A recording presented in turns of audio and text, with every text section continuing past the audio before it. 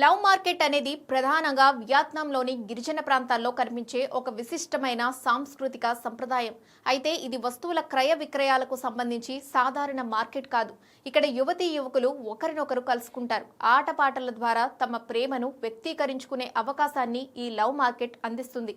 అందుకే దేశవ్యాప్తంగా యువతీ యువకులు తమ జీవిత భాగస్వాములను వెతుక్కోవడానికి వస్తారు.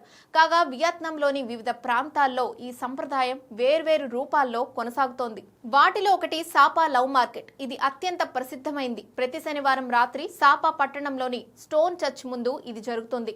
హెచ్మోగ్, రెడ్ ధావో గిరిజన తెగలకు చెందిన యువకులు వేణువు వాయిస్తుంటే అమ్మాయిలు గొడుగులతో డాన్స్ చేస్తూ తమ భాగస్వాములను ఆకర్షిస్తారు. మరో ఫేమస్ లవ్ మార్కెట్ పేరు కౌవాయ్ లవ్ మార్కెట్. ఇది ఏడాదికి ఒకసారి చాంద్రమాన క్యాలెండర్ ప్రకారం 3వ నెల 27వ రోజున జరుగుతుంది.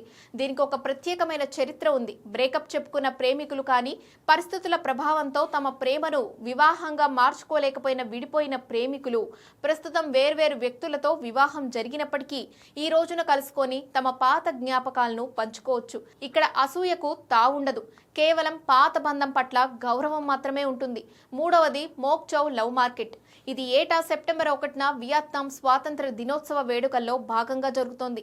ఈ లవ్ మార్కెట్లకు వచ్చే అమ్మాయిలు, అబ్బాయిలు తమ ప్రతిభను చాటుకోవడానికి సంప్రదాయ వాయిద్యాలను వాయిస్తారు. యువతులు తమ అందమైన దుస్తుల్లో నృత్యాలు చేస్తారు. ఒక రకంగా చెప్పాలంటే అనాదిగా వస్తున్న ఒక డేటింగ్ లాంటి ఆచారం. అయితే కేవలం డేటింగ్ కోసం మాత్రమే కాకుండా గిరిజన తెగల సంస్కృతి, భాష, సంప్రదాయాలను కాపాడుకోవడానికి ఒక వేదికగా పనిచేస్తోంది. అంతేకాదు ఈ లవ్ మార్కెట్లు ఇప్పుడు వియత్నాంలో పెద్ద పర్యాటక ఆకర్షణలుగా మారాయి. సందర్శకులు ఇక్కడ స్థానిక వస్తువులు, హస్తకళలు, ప్రత్యేకమైన వంటకాలను రుచి చూడవచ్చు. గుర్రపు మాంసంతో చేసే వంటకాలు ఇక్కడ చాలా ప్రసిద్ధి.